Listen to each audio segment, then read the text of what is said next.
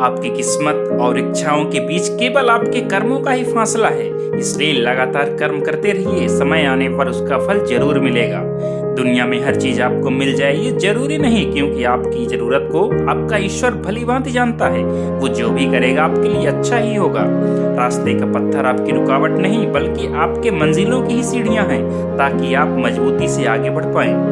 जो आपका कल था वो जरूरी नहीं कि आपका आज हो, इसलिए अपने आज में खुश रहिए, क्योंकि अगर आप अतीत को देखेंगे तो आप वर्तमान को भी खो देंगे।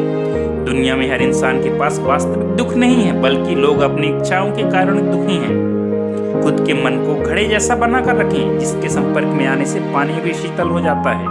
जो दूसरों को नियंत्रित करने की इच्छा रखता है वो कभी खुश नहीं रह पाता, क्योंकि लोग आपके अनुसार नहीं बल्कि अपनी जरूरत के अनुसार बदलते रहते हैं। इंसान की सुंदरता उसके चेहरे और कपड़ों में नहीं, बल्कि उसके चरित्र और व्यवहार में है। क्योंकि चेहरे की सुंदरता तो कुछ ही दिनों की है, जबकि चरित्र और व्यवहार हमेशा आपके साथ रहते हैं। अभिमानी व्यक्ति की योग्यता उसी तरह नष्ट हो जाती है, जैसे लोहे में जंग लगने से लोहा धीरे धीरे नष्ट हो जाता है।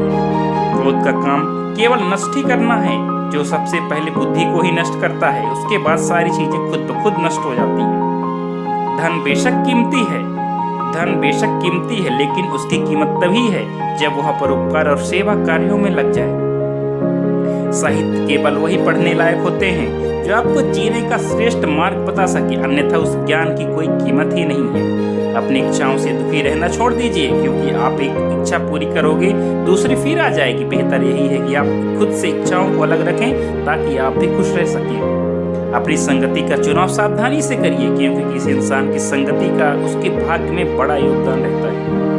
किसी व्यक्ति की योग्यता केवल धन से नहीं होती, बल्कि उसके त्याग, परिश्रम, ज्ञान और परोपकार की भावना से ही होती है। इसलिए शिक्षा केवल योग्य व्यक्तियों से ही लेनी चाहिए, ना कि केवल धनवान व्यक्तियों से।